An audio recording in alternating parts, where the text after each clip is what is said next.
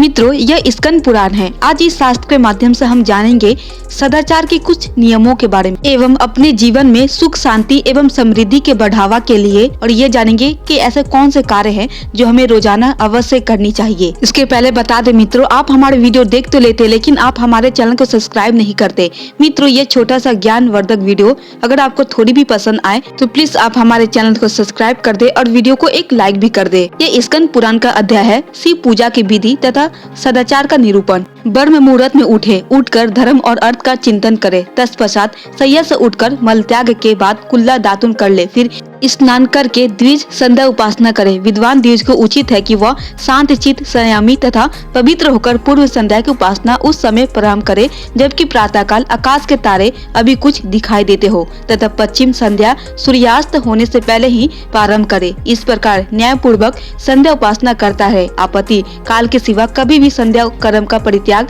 नहीं करना चाहिए। राजन झूठ, असत, प्रलाप तथा कठोर भाषण सदा के लिए त्याग दे। दुष्ट पुरुषों की सेवा, नास्तिकावाद तथा असस्त शास्त्रों के भी सदा के लिए छोड़ दे।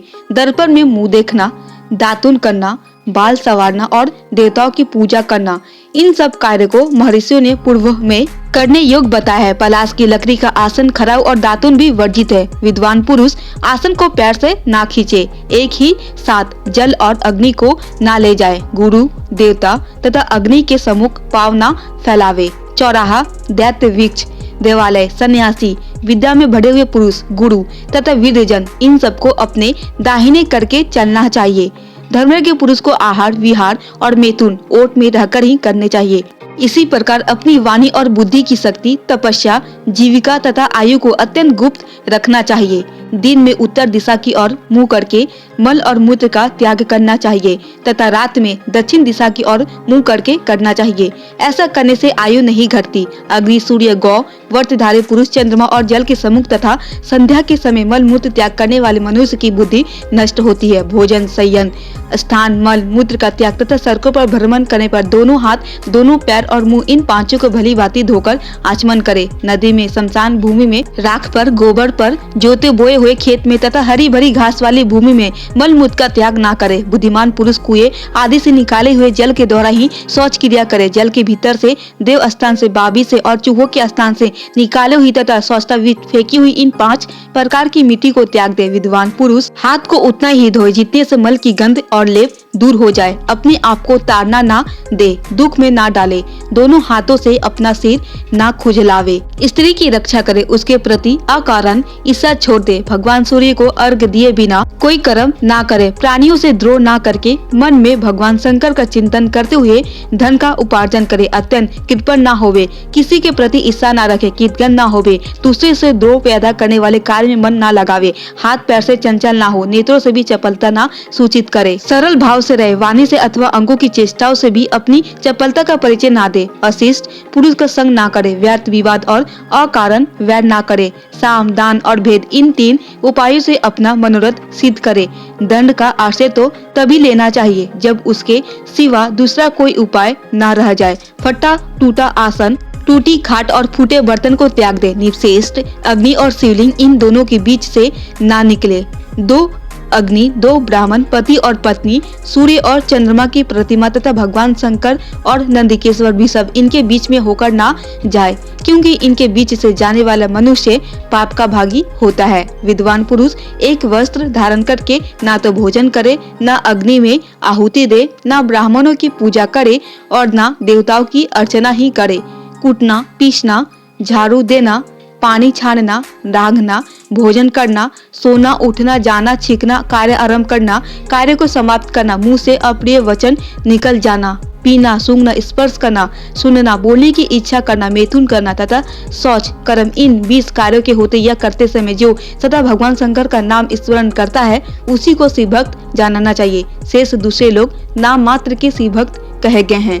शिव जी को प्रत्येक कार्य में स्मरण करने वाला वह शिव भक्त निश्चय ही शिव स्वरूप होकर अंत में शिव को ही प्राप्त होता है। विद्वान पुरुष पराई स्त्री से बातचीत ना करे। यदि कभी आवश्यकता वश उनसे वार्तालाप करे तो माता जी, बहन जी, बेटी अथवा आर्या इस प्रकार संबोधन करके बोले। हाथ और मुंह झूठे हो तो कोई बात ना करे और ना किसी वस्तु का स्पर्श ही करे। उचित दशा में सूर्य, चंद्रमा, तारे, देवता और अपने मस्तक की ओर देखना भी बना है। बहन, बेटी अथवा माता के साथ भी एकांत में ना बैठे, क्योंकि इंद्रिय समुदाय दुर्जय होता है। उनसे विद्वान पुरुष भी मोह में पड़ जाते। यदि गुरुदेव घर पर आ जाए तो उनके लिए स्वयं उठकर यत्न पूर्वक आसन की व्यवस्था करे और चरणों में मस्तक रखकर प्रणाम करे। विद्वान मनुष्य उत्तर और पश्चिम की ओर सिर करके कभी ना सोए। सिरहाने की ओर दक्षिण दिशा अथवा पूर्व दिशा को रखकर शयन करना चाहिए। रजवस्त्र स्त्री का दर्शन स्पर्श ना करे, उसके साथ बातचीत भी नहीं करना चाहिए। जल के भीतर मल मूत्र और मैथुन ना करे। भगवान शिव के भक्तों को चाहिए कि वो अपने वैभव के अनुसार देवता, मनुष्य, ऋषि तथा पितरों को उनका भाग समर्पित करके शेष अन्न का स्वयं भोजन करे। पवित्र हो आचमन करे। पूर्व या उत्तर की ओर मुंह करके दोनों हाथों को घुटने के भीतर रखकर मौन भाव से भोजन करे। उस समय भोजन में ही मन लगाए रहे और अन्न के दोष की चर्चा ना करे। यदि वह अन्न किसी उचित आदि दोष से दूषित हो गया हो तो उस दोष के प्रकट करने में कोई हानि नहीं है। ऐसे दोष के अतिरिक्त किसी अन्य दोष की चर्चा नहीं करनी चाहिए। नग्न होकर ना तो स्नान करे, ना सोए और ना चले ही। यदि गुरु के द्वारा कोई अनुचित कार्य भी हो जाए तो उसे अयंत्र ना कहे। वे क्रोध में हो तो उन्हें मनावे। दूसरे लोगों के मुख से भी गुरु की निंदा ना सुने। सैकड़ों कार्य छोड़कर भी धर्म की कथा वार्ता सुने। प्रतिदिन धर्म चर्चा श्रवण करने वाला मनुष्य अपने अंतःकरण को उसी प्रकार शुद्ध कर लेता है जैसे नित्य प्रति झाड़ू देने अथवा सफाई करने से घर और दर्पण स्वच्छ होते हैं।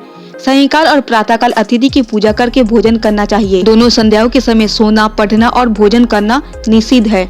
संध्या काल में मुंहवश भोजन करने वाला मनुष्य शराबी के तुल्य माना जाता है।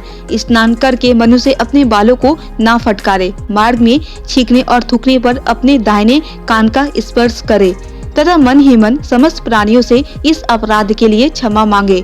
नील का रंगा हुआ वस्त्र ना पहने। कपड़े को उल्टा करके ना पहने। मलिन वस्त्र ताज्य है तथा जिसके कोर या किनारा ना हो ऐसा वस्त्र भी धारण करने योग्य नहीं है। हाथ, मुंह और दोनों पैर धोकर आसन पर बैठे। दोनों हाथ घुटनों के भीतर रखकर 3 बार आचमन करे। 2 बार मुंह धोवे। फिर जल से मुंह, आंख, कान, नाक तथा अपने मस्तक का स्पर्श करे। पुनः 2 बार आचमन करके सब कर्म करे। छींक और थूक आने पर, दांत में अन्न आदि लगे रहने पर तथा पतितों के साथ बातचीत करने पर अवश्य आचमन करना चाहिए। विद्वान पुरुष को सदा तीनों वेदों का स्वाध्याय करना चाहिए तथा धर्म पूर्वक धन का उपार्जन करके आत्म कल्याण के लिए यत्न पूर्वक भगवान का यजन करना चाहिए। बुद्धिमान पुरुष को उचित है कि वह नीच श्रेणी के मनुष्य के लिए भी कभी आदर सूचक तू का प्रयोग ना करे। गुरुजनों के लिए तू का कह देना या उनका वध कर डालना दोनों बराबर है। सत्य बोले, मित्र भाव से रहे। सदा ऐसी बात बोले जो दूसरों को सांत्वना देने वाली हो। परलोक में जो हितकर हो उसी कार्य में गंभीर बुद्धि वाले पुरुषों को अपना शरीर और मन लगाना चाहिए। स्वच्छ इंद्रिय वाले पुरुषों को तीर्थ स्नान, उपवास, व्रत, सतपात को दिए गए दान, होम, जप, यज्ञ, शिव पूजा तथा देवताओं की विशेष पूजा आदि के द्वारा सदा अपने अंतःकरण का शोधन करना चाहिए। राजन, जिस कार्य को करते समय अपने आत्मा को घृणा ना हो तथा जो महात्मा पुरुष के लिए गोपनीय, छिपाने योग्य ना हो वह कार्य अनासक्त भाव से अवश्य करना चाहिए। यह मैंने तुमसे संक्षिप्त रूप में सदाचार का किंचित वर्णन किया है। शेष बातें तुम्हें स्मृतियों और पुराणों से सुननी चाहिए। तो मित्रों, यह थी स्कंद पुराण में बताए गए सदाचार का निरूपण। मित्रों, हम उम्मीद करते हैं कि यह सदाचार का नियम जानने के बाद आप अपने जीवन में जरूर लागू करेंगे। मित्रों, छोटी छोटी उपाय हमें अपने जीवन में अवश्य करना चाहिए। एक दिन उसका बड़ा फल मिलता है। मित्रों, उम्मीद करते हैं यह छोटा सा ज्ञानवर्धक वीडियो आपको जरूर पसंद आया होगा। अगर थोड़ी भी पसंद आई होगी तो प्लीज आप हमारे चैनल को सब्सक्राइब कर दे।